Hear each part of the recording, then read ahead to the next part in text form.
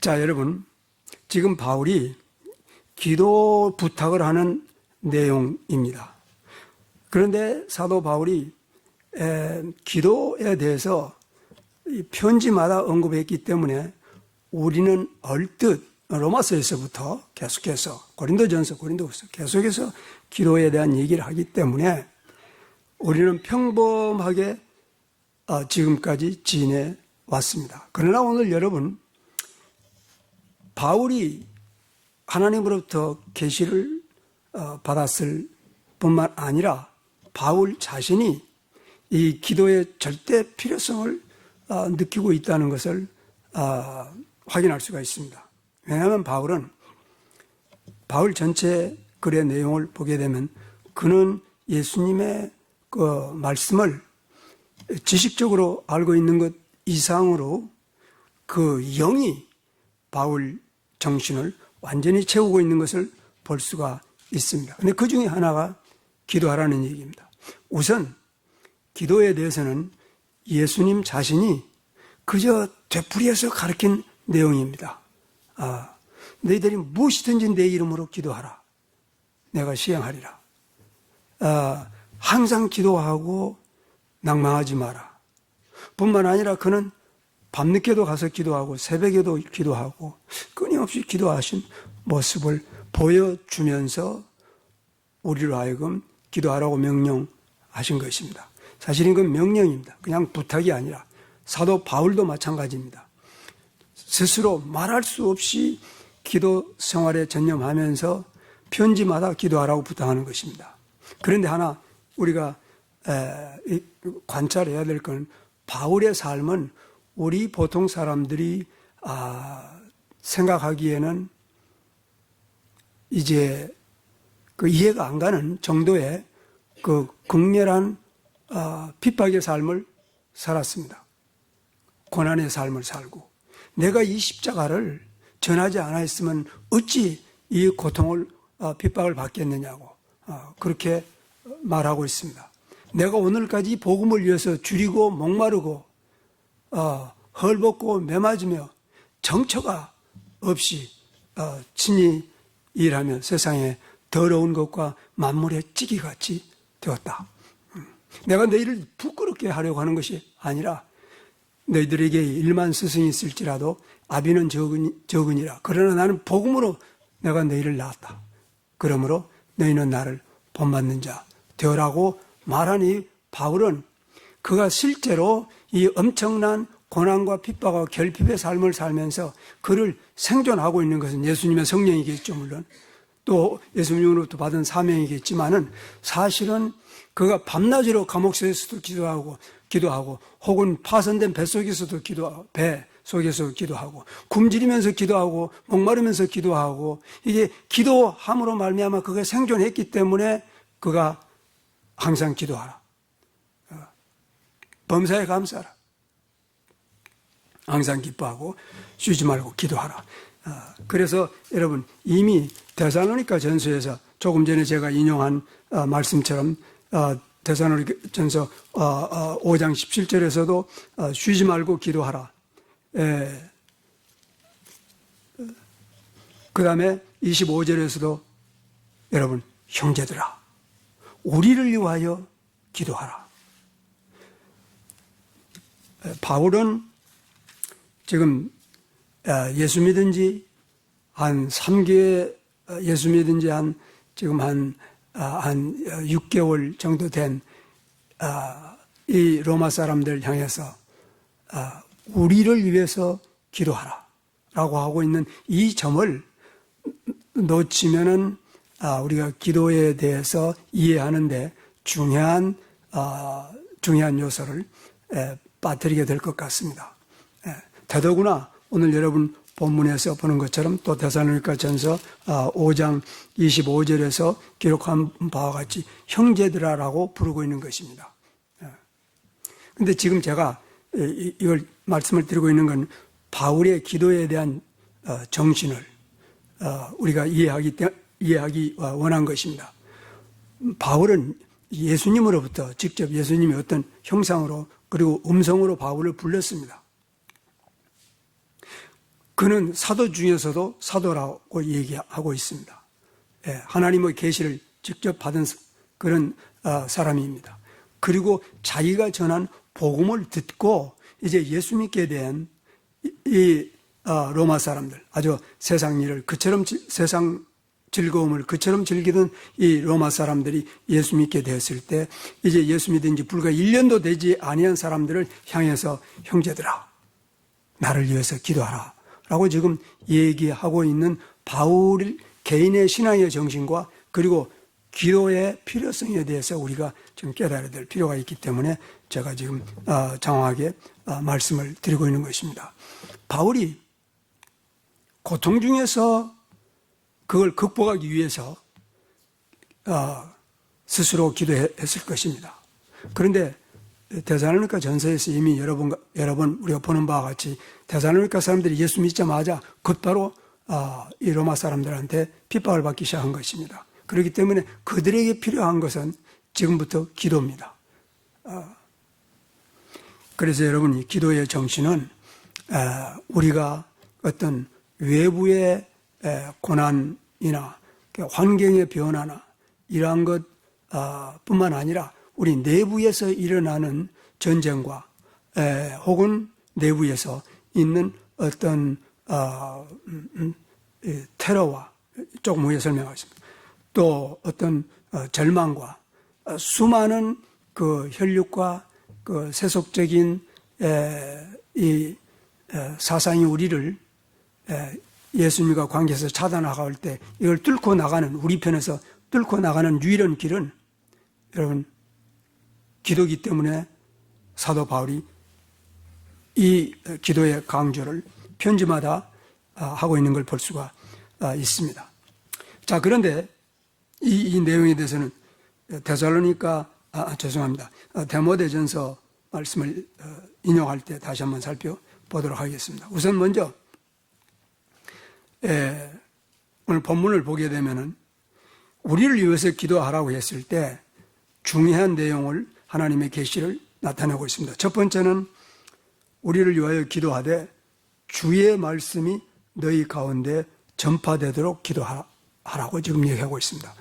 사도 바울이 지금 이 어린 나이에 그리스도인들에게 기도가 필요했던 것은 자기가 필요했으니까 기도하라고 그랬겠죠. 그러나 지금 또 한편으로 달리 설명한다면 예수 믿자마자 기도해야 된다는 것을 가르쳐주고 있다고 볼 수 있습니다. 예수 믿자마자 복음 전파에 전심해야 된다는 것을 우리는 금방 알 수가 있게 되는 것입니다. 우리는 오랜 기간 동안에 예수 믿은 지 20년 되고 30년 된 사람들도 전도하는 삶에 대해서는 무관심하고 이제는 까마득하게 잊어버린 그런 사람들도 있습니다. 그리고 전도라는 것은 전도 훈련을 받고 쪽지를 들고 나가는 그러한 사람들만 하면 되고 우리들은 그 예배 참석하고 헌금만 하고 가면 되는 그러한 사상으로 굳어져 버렸습니다. 오늘 우리가 바로 이러한 잘못된 생각으로 굳어진 우리의 삶에 변화가 와야 됩니다. 깨어지고 하나님의 원래 뜻으로 돌아가야 될 것 같습니다. 여러분 어딜 가서든지 누구를 만나든지 전도해야 될 준비가 되어 있어야 될 것 같습니다. 그것은 첫째 항상 기도해야 될 뿐만 아니라 꼭 전도지를 가지고 다니지 않더라도 내 마음속에 나의 구원의 체험이 들어있어야 됩니다. 그래서 시간이 5분밖에 없으면 5분, 30분 있으면 30분 동안 이 기독교의 복음, 예수 그리스도의 복음을 전할 수 있는, 설명해 줄 수 있는 그러한 준비가 되어 있어야 됩니다. 그리고 그것을 항상 삶 속에서 실천해야 됩니다. 항상 기도해야 되는 것처럼 쉬지 말고 기도해야 되는 것처럼 그저 기회만 있으면은 나에게 영생을 준 예수님의 말씀을 표현한다면 너희들이 천지를 얻고도 너의 목숨을 잃으면 무엇이 유익하겠느냐라고 말씀하신 것처럼 이 천지보다도 더 귀한 영원한 생명을 얻은 이 복음에 대해서 과연 내가 감사하고 있다든지 깨달았다고 한다든지 내가 얻은 그 영생의 그 가치를 안다면 어떻게 그 가치를 내용을 전하라고 항상 부탁하는 성경 말씀을 그냥 무관심할 수 있겠어요? 내 안에서 뭔가 끌어오를 거란 말입니다. 그러므로 우리는 특별히 오늘 이 사도 바울이 도대체 이거 가당치도 않는 우리가 생각하기에 예수 믿은 지 1년도 안 된 사람들 보고 형제들아 우리를 위해서 기도해 주시오라고 하는 이 뜻이, 이 정신이 도대체 하나님께로부터 온 간절한 우리를 향한 메시지라는 게 깨달아져야 되겠죠. 사도 바울이 이렇게 고백하고 있는 내용을 볼 때, 그렇구나.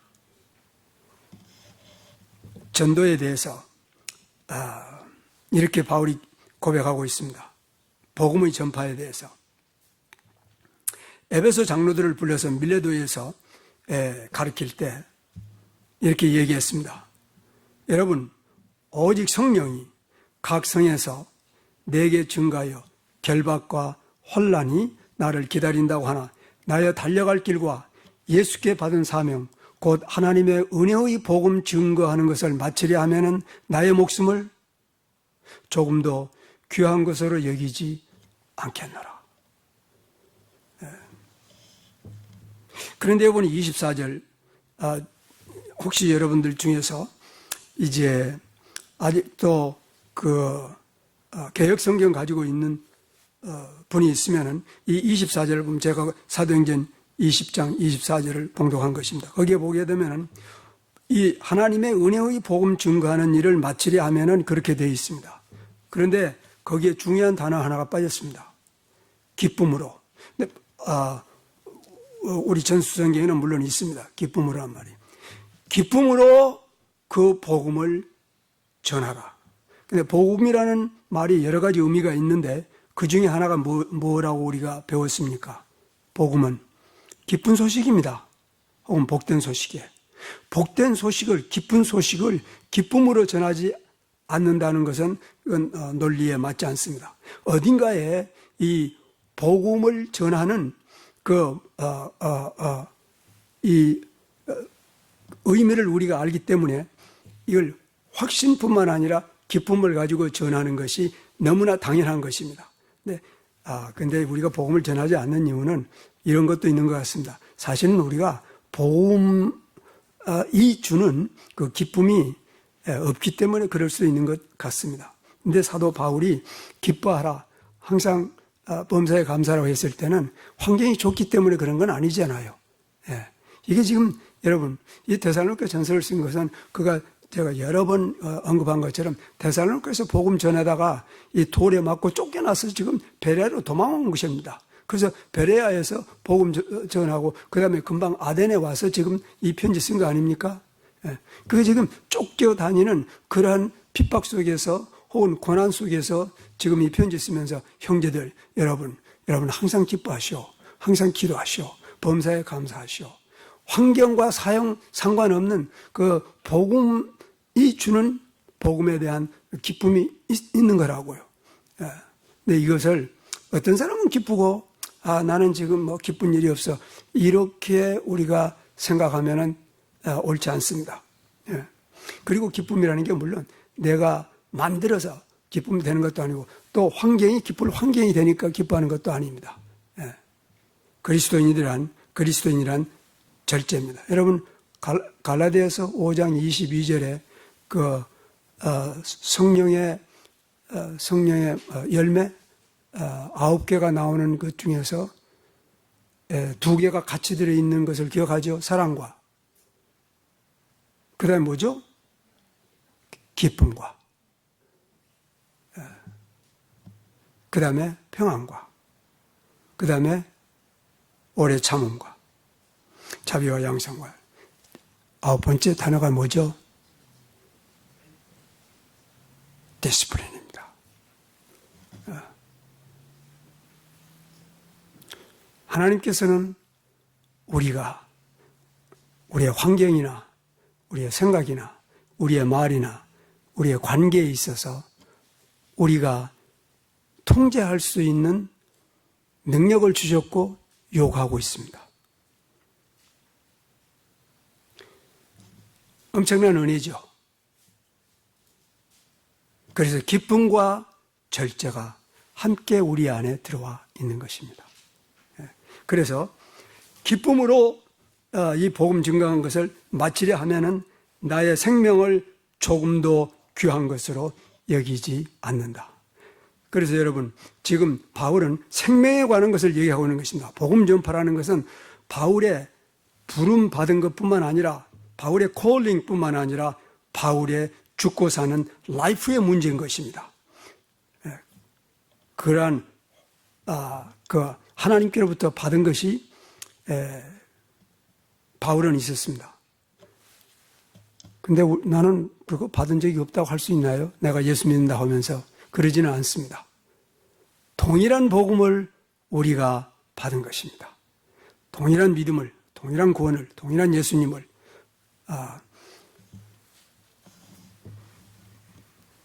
생각할수록 놀랍습니다.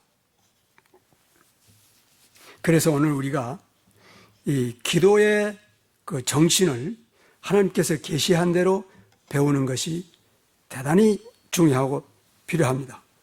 사실은 한 걸음 더 나가서 그 다음 구절을 보면은 주의 말씀이 너희 가운데서와 같이 속히 전파하되 영광스럽게 되고 라고 기록하고 있습니다. 지금 바울은 이 복음에 대해서 아마 복음 전파를 포함해서 그것이 하나님께 영광이 되는 가장 첫 번째 길이라는 것을 염두에 두고 편지를 쓴 것 같습니다.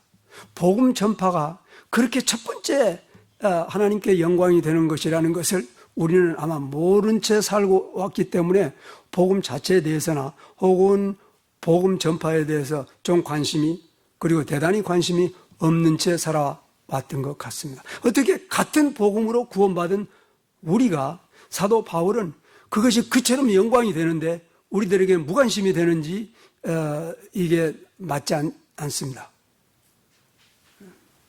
우리가 이것을 다시 깨달을 수 있기를 바랍니다.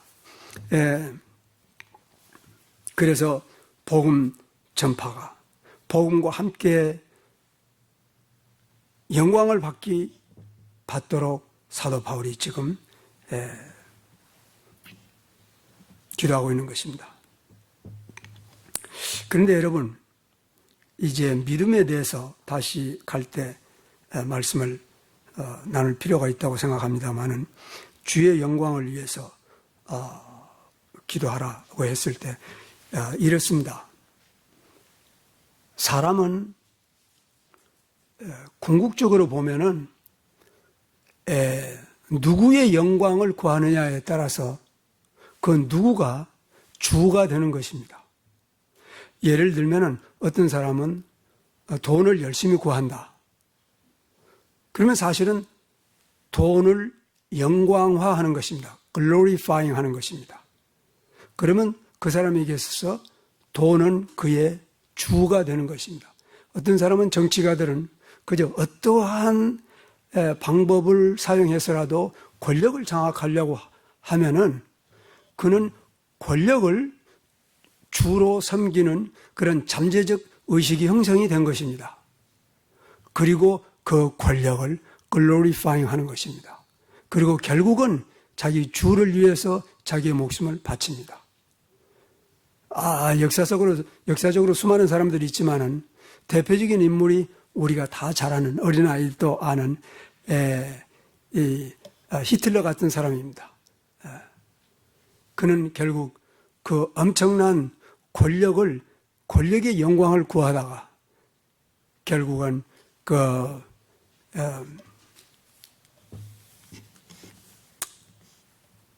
이 땅굴 속에 소위 총독 저택이라고 하는 데서 자살하고만 그런 마지막을 보게 됩니다. 사도 바울은 주의 영광을 위해서 기도하라는 것입니다. 가치관의 차이가 지금 그 변화가 머릿속에 떠오르고 있는가요? 그리스도인이란 완전한 가치관의 이 전이가 이루어진 사람입니다. 전이라고 하는 건 소위 누군가가 얘기한 패러다임 시프트입니다. 그러니까 표준 전이가 이루어진 사람들입니다. 세상이나 혹은 세상의 영광이나 혹은 재물이나 혹은 권세나 이러한 것들이 명예를 구하는 사람들이 이제는 복음과 주 예수 그리스도의 영광을 위하는 삶으로 표준이 옮겨진 그런 사람들입니다. 그래서 예수님께서는 예수님 당시에 자기들의 영광을 구하는 사람들을 향해서 너희가 서로의 영광을 구하니 그리고 하나님께로 오는 영광 구하지 아니하니 어찌 나를 믿을 수 있느냐. 결국은 예수를 믿는 믿음과 인간이 구하는 영광과는 절대적인 상관관계를 가지고 있습니다. 그래서 우리는 그리스도인이란 이 세상에서 세상 사람들이 추구하는 모든 영광입니다. 그것이 명예가 됐건 지위가 됐건 지식이 됐건 혹은 재물이 됐건 권세가 됐건 상관없습니다. 이게 쉬운 일은 아닙니다. 설교하기는 쉽지만은 설교하는 사람들도 내 자신만으로도 많이 삐뚤어지면서 지금 가고 있는 것입니다. 많은 경우 내가 다른 사람들로부터 내 이름이 무시당하면 엄청나게 분노를 느낍니다. 옳지 않습니다. 그래서 사도 바울 수준으로 간다는 게 이거는 저는 불가능하다고는 생각하지 않습니다만은 그 길밖에 없다는 것은 확실합니다. 인간이 누구의 영광을 위해서 사느냐에 따라서 그 누구가가 나의 주인이 되는 것입니다. 오늘 여러분 다 같이 이게 안 되면은 오늘부터 기도해야 된다고 생각합니다. 여러분 오늘부터 기도해야 될 이유는 예수 그리스도의 복음 전파를 위해서 기도하기 전에 그 복음이 나의 복음 되기 위해서 먼저 기도해야 됩니다. 왜냐하면 내가 먼저 깨져야 됩니다. 내 안에 깨어지지 않고 있는 쇳덩어리 같은 무쇠덩어리 같은 뭔가가 있습니다. 그것이 무엇이 됐든지 간에 깨어지고 부서져서 녹아져서 제거가 돼야 됩니다. 사실 그리스도인이라는 로마서 6장 6절에서 기록되고 있는 바와 같이 혹은 골로새에서 기록되고 있는 내용과 같이 여러분 우리가 옛사람을 벗어버렸습니다. 어떻게 벗었냐면 로마서에서는 예수 그리스도와 함께 십자가에 못 박혔나니 이는 죄의 몸이 멸하여 다시는 죄의 종이 되지 않게 하려 함이라. 전에는 우리가 이 육신의 종이었다가 불의의 종이 되었으나 이제는 의의 종이 되었다고 표현하고 있는 것입니다. 이것이 깨달아지지 않으면 기도해야 됩니다. 깨달아졌으면 은혜를 인하여 기도해야 됩니다. 깨달아지기는 했는데 행동이 나타나지 않으면 이 행동으로 나타나도록 기도해야 됩니다. 여러분 사도 바울이 예수님께서도 그렇게 했고 밤낮으로 기도하고 감옥에서도 기도하고 배 타고 가면서도 기도하고 파선이 돼도 기도하고 태장으로 맞으면서도 기도하고 바울처럼 직접 예수님을 만난 사람도 밤낮으로 기도해야 됐다면 하물며 우리 같은 육신들이야 기도하지 않고 어떻게 우리의 육신이 혹은 우리의 자아가 깨어질 수가 있고 무너질 수가 있고 그리스도의 영광을 위해서 사는 삶을 살 수가 없습니다. 현실적으로. 그래도 지금까지 살아왔다면은 뭔가 잘못된 것 같습니다. 근데 잘 되려면은 오늘 이 시간이라도 깨달음이 오고 우리의 삶의 변화가 와야 됩니다. 지금까지는 나나 여러분들이 다 그저 옳지 않은 삶을 못 보고 살았거나 무시하고 살았거나 혈육대로 세상대로 육신대로 산 것입니다. 예수님의 말씀이 안 맞습니다. 왜냐하면 예수님께서 말씀하기를 누구든지 나를 따르려거든 자기 자신을 부인하고 자기의 십자가를 지고 나를 따라야 할 테니라. 누구든지 부모나 형제나 처자를 나보다 더 사랑하면은 내게 합당치 않다. 우리가 보기에는 세상 사람들이 그런 얘기 들으면 극단적인 얘기라고 할 것입니다. 실제로 그렇게 말한 사람들이 있어요. 예. 예수님의 영광을 구한다는 것은, 예수를 믿는다는 것은 예수 그리스도 안에서 자신을 나타낸 여호와 하나님을 믿는다는 것은 언제나 예외 없이 극단적입니다. 극단적입니다. 근데 어떻게 극단적이냐 하면은 항상 선을 쫓아 행하라. 항상. 선을 쫓아 행하라. 항상입니다. 예. 여러분, 우리가 지금, 예를 들면 말이죠. 바울이, 데모데에게, 이게 마지막 편지입니다. 제가 데모데에 있는 말씀을 인용한다면, 왜 기도해야 되냐. 부하려 하는 자들은 시험과 올무와 여러 가지 어리석고 해로운 정욕에 떨어지느니 곧 사람으로 파멸과 멸망에 빠지게 하느니라. 돈을 사랑함이 모든 악의 뿌리가 되나니 이것을 사모하는 자들이 미혹을 받아 믿음에서 떠나 많은 근심으로 자기를 찔렸도다. 오직 너의 하나님의 사람아, 이것을 피하고 의와 경건과 믿음과 사랑과 인내와 온유를 쫓으며 믿음의 선한 싸움을 싸우고 영원한 생명을 붙잡으라. 명령을 지키라. 이러한 말씀을 우리 삶 속에 매일 행하는 것이 그리스도인들입니다. 근데 이게 쉽지 않습니다. 기도해야 됩니다. 또 여러분, 예를 들면은 로마서에서 바울이 로마서에 있는 교인들에게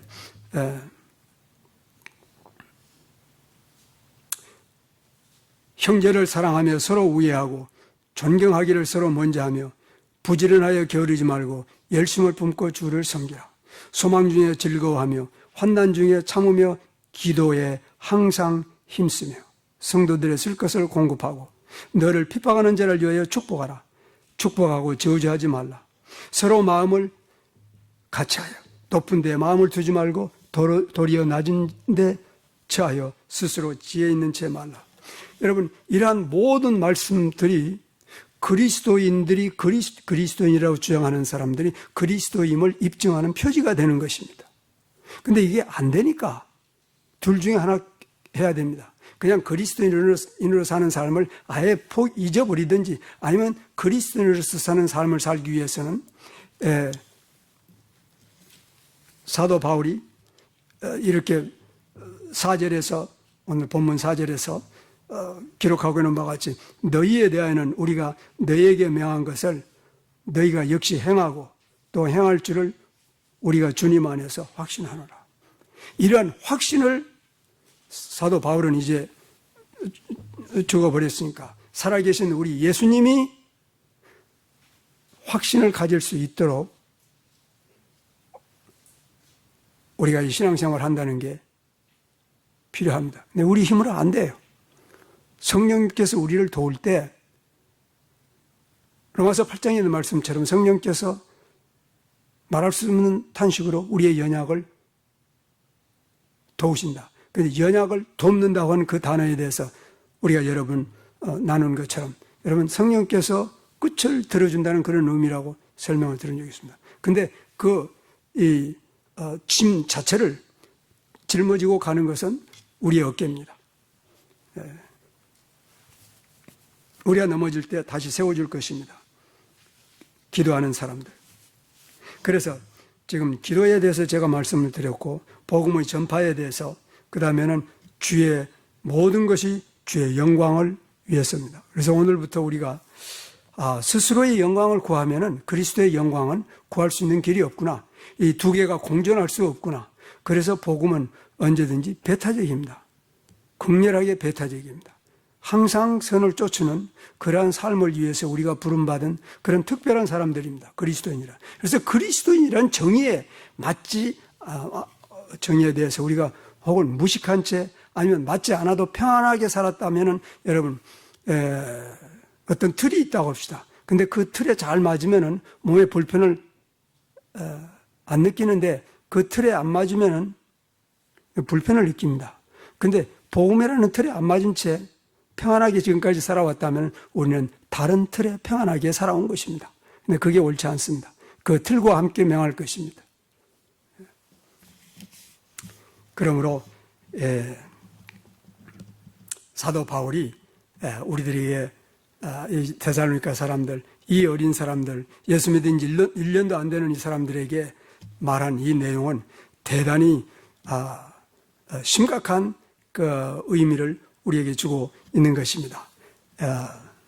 형제들아, 너희는 우리를 위하여 기도하되 주의 말씀이 너희 가운데서와 같이 속히 전파되어 영광스럽게 되고, 그 다음에 우리를 그릇되고 악한 자들에게서 건지옵소서 할지니 믿음의 모든 사람의 것이 아니라 그랬습니다. 악한 자에게서 건지라고, 건지어 달라고 기도해 달라는 것입니다. 지금 사도 바울은 항상 악한 자의 그 핍박이나 고통이나 억압 속에서 살아온 사람입니다. 그러니까 항상 기도가 필요했던 건 사실인 것입니다. 그래서 자기 자신이 항상 기도했고, 그러나 놀라운 것은 우리가 함께 사도 바울처럼 사실 거장입니다. 어느 사람이 그런 얘기를 누군지는 모르겠습니다만 옛날에 인류 역사상 두 사람의 영웅이 있었대요. 그 중에 한 사람은 바울이고 그 중에 한 사람은, 다른 사람은 나폴레옹이라는 그런 얘기를 합디다마는 그건 그 사람의 개인 의견이라고 생각합니다. 그러나 제가 그 얘기를 듣고 다시 생각을 하게 된 것입니다. 여러분,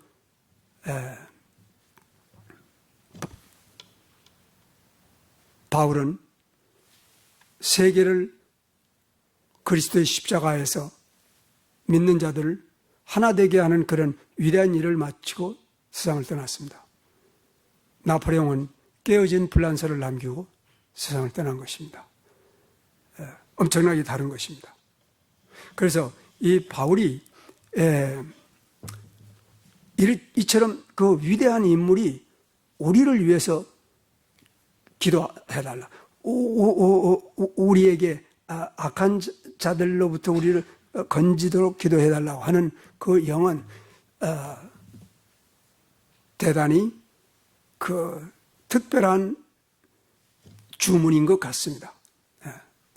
이처럼 위대한 인물이 우리가 세상적으로 보기에는 참으로 그 하찮은 이런 사람들에게 기도 부탁을 한다는 게 형식적인 게 아닌 것입니다. 그것은 사도 바울이 성경 전체에 나타난 규제나 사도행전에 나타나는 규제를 보게 되면 자아가 대단히 강하고 그리고 대단히 높고 광범한 지식을 가진 사람인 것은 분명합니다. 근데 예수 믿고 나서는 과거에 가졌던 모든 유익한 것을 해로 여겼을 뿐만 아니라 이 배설물로 여겼을 뿐만 아니라 해로 여긴 그런 자입니다. 완전히 바뀌어진 것입니다. 그래서 그는 전에는 소위 자기를 내세울 수 있는 그러한 인물로 강한 사람이었고, 예수 믿고 나서는 전에 강했던 것을 다 부숴버리고 제거하고 그리스도의 십자가를 자랑하는 면에서 강한 자가 된 것입니다. 그가 지금 이 데살로니가 사람들 향해서 그 형제들이라고 부르면서, 이 어린 사람들을 향해서 형제들이라고 부르면서 우리를 위해서 기도해달라고 하는 것은 엄청나게 겸손의 영을 볼 수가 있습니다. 우리는 이 사람이 마태복음 11장 아마 29절에서 예수님께서 가르치신 그 내용이 머릿속에서부터 뼛속까지 자기의 생명이 되어버린 것입니다. 나는 마음이 온유하고 겸손하니 너희들은 내게 와서 내 멍에를 메고 내게 배우라. 그는 철저하게 예수 그리스도의 멍에를 메고 예수께 배우면서 온유와 겸손을 배우면서 세상을 살다가 전한 세상을 떠난 그런 사람인 것입니다. 만약에 그가 기도하지 않으면 우리 안에 그 오만함과 교만함이 온유함과 겸손으로 대치될 수 있는 길이 없습니다. 그러나 만약에 우리 안에 계속해서 오만함과 교만함이 내재하고 있는 한은 예수님과는 무관한 것입니다. 예수 그리스도의 십자가는 전혀 무관한 것입니다. 이게 안 보이니까 우리는 그냥 세상을 살고 있을 뿐입니다. 그래서 이 악한 자들로부터 보호하도록 기도해달라고 하는 것은, 여러분 문맥상으로 보게 되면은 데살로니가 후서 2장에 기록된 이 불법자의 임함, 사탄의 역사로부터 우리를 하나님께서 보호해 주시도록, 물론 이 자는 종말에 나타날 자입니다. 그러나 종말에 나타날 자에 대해서 사도 바울은 이 불법의 비밀이 이미 활동하고 있으나 지금 막는 자가 있다, 그렇게 표시하고 있는 것입니다. 그는 끊임없이 지금 눈에 보이지 아니하는 이 영적 대결자와 지금 싸우면서 살아가고 있는 것을 우리는 분명히 볼 수가 있습니다. 사실은 이런 그 싸움이 없다면은 문제입니다. 왜냐하면 그는 예수 편에 들은 적이 없는 사람일 수도 있겠. 일단 예수님의 캠프 안에 들어온 사람은 그 순간부터 지금 데살로니가 전서에 기록된 내용과 같이 너희들이 예수 믿자 말자. 예루살렘 사람들이 예수 믿고 나니까 곧 유대인들로부터, 자기 백성들로부터 핍박을 당한 것처럼 여러분들도 이제 같은 로마 사람들로부터 핍박을 받는 것은 내가 전에 경고한 바와 같다고 이렇게 얘기하는 것입니다. 근데 세상으로부터 환영만 계속 받고 있다면 그 사람은 세상 사람입니다. 기도가 필요합니다. 그래서 이 그릇되고 악한 자들로부터 건지옵소서라고 기도해 달라고 하는 것입니다. 이것은 말할 필요도 없이 미혹하는 영에 대한 경고입니다. 이 미혹의 영을 분별하고 막는다는 것이 대단히 중요합니다. 아주 중요합니다. 내 미혹의 영이 보이지 않아요. 지금 절대 사람의 모습으로 나타나지 않습니다. 사도 바울이 이를 위해서 이자의 그 강력한 공격으로부터 하나님께서 보호하시도록 여러분 기도하여 주시오라고 하고 있는 그런 내용입니다. 그러면 사도 바울 같은 소위 말하는 그런 거장, 그런 사도 같은 사람들도 기도가 필요했다면 하물며 우리같이 연약한 사람들이야. 서로가 기도한다는 게 절대적으로 필요한 것입니다. 이 믿음은 모든 사람의 것이 아니라 하는 내용은 다음 시간에 말씀을 나누도록 하겠습니다. 두 가지만 더 말씀을 나누면은 5절에서 보게 되면은 주께서 너의 마음을 인도하사 하나님의 사랑과 그리스도를 기다리는 인내 들어가게 하시기를 원하노라. 그래서 사도 바울은 다시 이제 세 번째 자기의 기도입니다. 이것은 바울이 이들을 위해서 드리는 기도입니다. 근데 그 내용이 뭐냐면 하나님께서 여러분들의 마음을 끌고 가서 인도하여서 하나님을 사랑하고 예수 그리스도의 인내 안에 들어가는 마음을 주시도록 우리가 항상 기도하고 있다 이런 겁니다. 근데 이것도 여러분 대단히 중요합니다. 하나님을 사랑하는 마음을 갖도록. 조금 전에 제가 예수 믿는다는 것은 사실은 언제든지 배타적인 exclusive life입니다. 예수를 믿는다는 것은 다른 라이프와 공존하지 않는 그런 것을 의미합니다. 다시 말하면 하나님 사랑하는 사랑 안에는 다른 사랑이 끼어들지 않습니다. 왜냐하면 하나님 사랑하는 그 사랑만 온전하게 되면은 그때부터 문제가 해결이 되기 시작합니다. 조금씩. 그래서 끝에 가서는 원수를 사랑하라고 하는 말이, 아까 우리가 로마서 12장에서 보는 바와 같이 너희를 저주하는 자를 저주하지 말고 축복하라고 하는 이런 엄청난 요구가 이제 이루어지기 시작한 것입니다. 우리들 생애에 과연 몇 번이나 우리는 원수를 사랑했는지 모르겠습니다. 원수를 사랑하기는커녕 여러분 어떤 좀 아는 사람으로부터 이제 트위스트된 얘기를 듣게 되면 자기가 하지 않았는데, 내가 이런 얘기했다고 소문이 들려옵니다. 그러면 금방 여러분들은 열을 받아가지고 그저 전화통으로 달려가서 입에 담으면 별로 아름답지 않은 얘기를 하다가 결국은 뭐 전쟁은 끝나지도 않고 집에 돌아오면 속만 상하는 이런 엄청난 일들이 계속 되풀이되고 있는 것입니다. 이게 옳지 않습니다. 왜냐하면 성경은 아주 너희를 욕하는 자를 갖다가 같이 욕해라 그랬나요? 천만에요. 선으로 대하라고 그랬어요. 베드로 보면. 너희들 핍박하는 자를 위해서 기도하고 너희를 저주하는 자를 저주하지 말고 축복하고 여러분 원수 갚지 말라고 했다고요. 근데 우리는 될 수 있으면 원수 갚는 방향으로 가고 이게 삶이 꼬이는 것입니다. 어떻게 해결하느냐고요? 하나님을 사랑하는 마음을 가지면은 문제가 풀리기 시작하는 거예요. 근데 이게 쉽게 안 돼요. 말씀 100번 들어도 안 돼요. 어떻게 하느냐? 집에 들어가서 정직하게 엎드려서 하나님, 어떻게든지 기도하십시오. 마음속에는 그것 때려 죽이고 싶은데 그렇게 말하지 말고 그 말은 싹 빼고 하나님 사랑하게 해 주십시오. 여러분, 그러한 고통스러운 순간들이 우리 인생을 사는데 얼마나 많습니까? 하나님께서는 우리 마음이 평안하기를 바란다는 분명한 메시지가 계속되고 있습니다. 내가 너에게 평안을 끼치노니 그건 내가 주는 평안이라. 이는 세상이 주는 것과 같지 아니하노니 너희는 두려워하거나 놀라지 말라. 내가 주는 평안은 세상이 주는 것과 같지 않다. 내가 너에게 이것을 이루게 하면은 내가 너에게 이 말씀을 주는 것은 너희가 내 평안 안에 있기를 원함이라.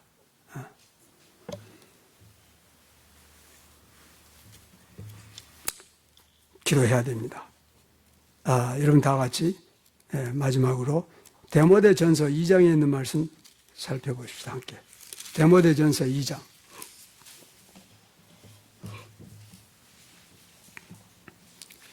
디모데전서 2장 1절에 그러므로 무엇보다도 먼저 내가 구하노니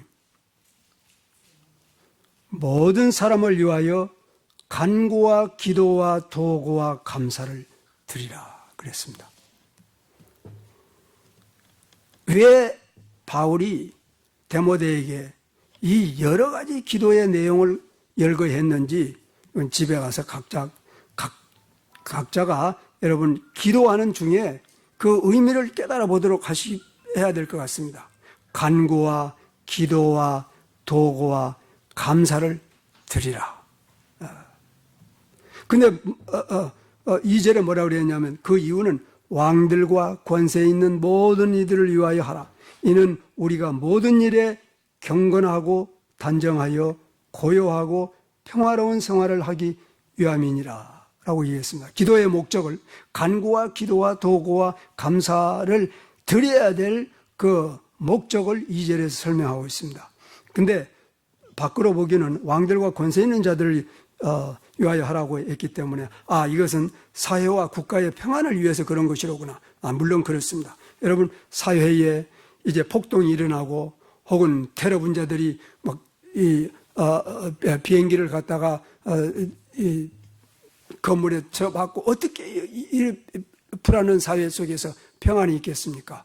혹은 국가와 국가 사이에 있어서 막 전쟁이 일어나고 여러분 불안합니다. 가정은 깨지기 시작하고 산업은 몰락하기 시작하고 없습니다. 그러므로 기도하라 이런 얘기인 것입니다. 그런데 그것이 다만 사회나 혹은 국가와 혹은 국제 간의 평화뿐만 아니라 여러분 한 사람의 마음의 평화를 의미하는 내용도 포함되어 있는 것이 분명합니다. 왜냐하면 2절에서 고요하고 평화라고 하는 말은 사실은 같은 의미를 갖습니다. Quiet and peaceable life.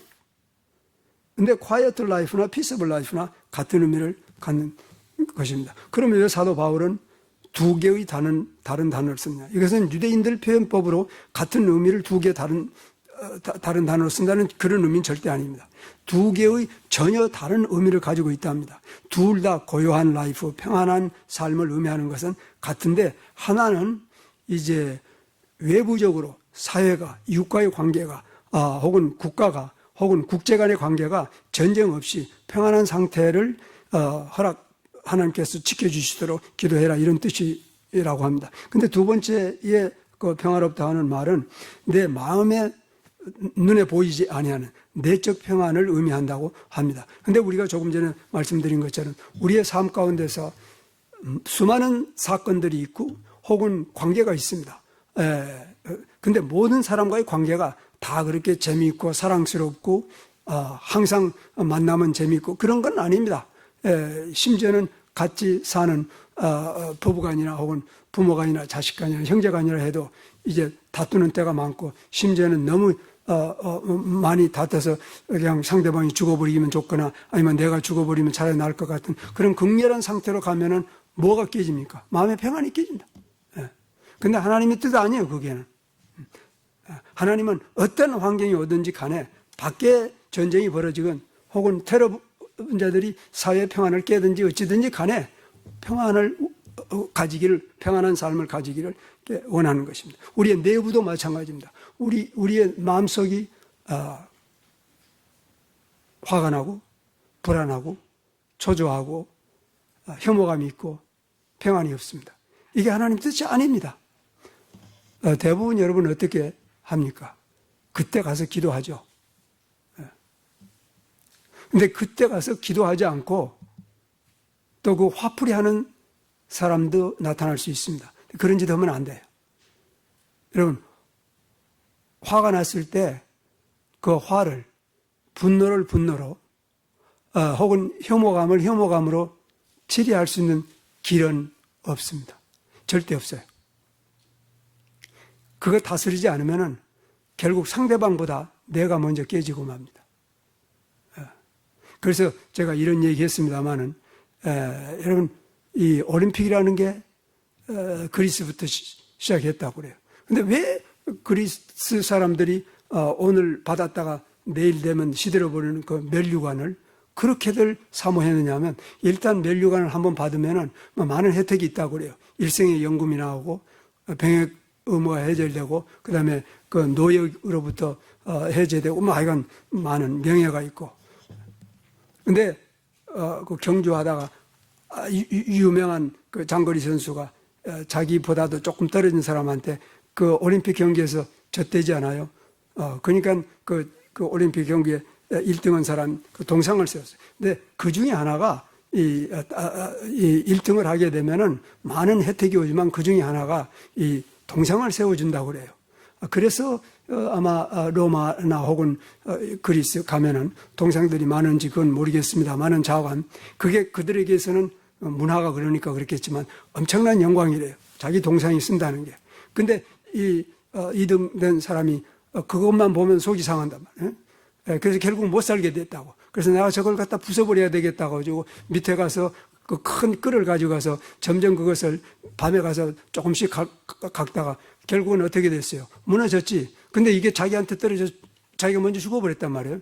여러분 이 분노의 문제나 혹은 혐오감의 문제나 혹은 이 프라이드의 문제나 이런 것들 내부에서 해결하지 않으면 자기가 먼저 죽는단 말입니다. 그래서 기도하라는 거예요. 이게 제거돼야 돼요. 이거. 근데 우리 안에 혁신을 육신을 쫓아서 혈육이 우리 안에 항상 강력하게 역사하고 있습니다. 그런데 성경은 말씀하기를 혈과 육은 하나님의 나라 받지 못한다고 아주 선언한 거예요. 내가 육신대로 살면 반드시 죽을 것이로되 영으로서 몸의 행실을 죽이면 그때가 사는 것입니다. 여러분 어떻게 이걸 죽이고 제거하고 극복하고 파괴하고 제거할 수 있습니까? 기도하지 않고. 근데 기도하지 않고도 살 수 있어요, 여러분. 80세까지 요즘에 90세까지. 근데 속은 죽어버린 거예요. 예수님께서 누가복음 18장에서 항상 기도하고 낭망하지 말라고 했는데 우리가 무슨 존재인데 항상 기도하지 않고 어떻게 크리스천 라이프를 살 수 있습니까? 세상 라이프가 아니고야. 그것은 세상 삶입니다. 그런데 크리스천 라이프는 항상 기도하지 않고 살 수 있는 길이 없습니다. 우리는 그렇게 특별한 사람들입니다. 그래서 간구와 기도와 도구와 감사를 드리되 우리가 모든 일에 경건하고 단정하여 고요하고 평화로운 생활을 하기 위함이라. 그러므로 쉬지 말고 기도하라. 사도 바울이 이 데살로니가에 예수 믿은 지 불과 1년도 안 되는 사람들에게 형제들아, 우리를 위해서 기도하라 하는 것은 예수 그리스도의 아마 직접 계시라고 우리가 볼 수가 있는 것입니다. 그것은 사도 바울을 위해서뿐만 아니라 사도 바울의 편지를 읽는 그 사랑하는 이제 나이 불과 6개월밖에 안 되는 그러한 어린 영혼들을 위해서 하나님께서 주신 메시지입니다. 2000년 전에 끝나버린 게 아닙니다. 오늘 우리에게 절대적으로 필요한 것이 있다면 한 그릇의 죽이 아니라 에서처럼 끊임없는 기도입니다. 이를 위해서 우리가 부름받은 것입니다. 그러므로 오늘부터 뭔가 정리를 해야 될 많은 것들이 있는 중에 기도해야 됩니다. 하나님의 뜻을 이루기 위해서는. 그러지 않고는 우리가 조금 전에 우리가 봉독한 로마서 12장에 있는 기록의 말씀들 행하면서 살 수 있는 다른 길이 없습니다. 기도하십시오.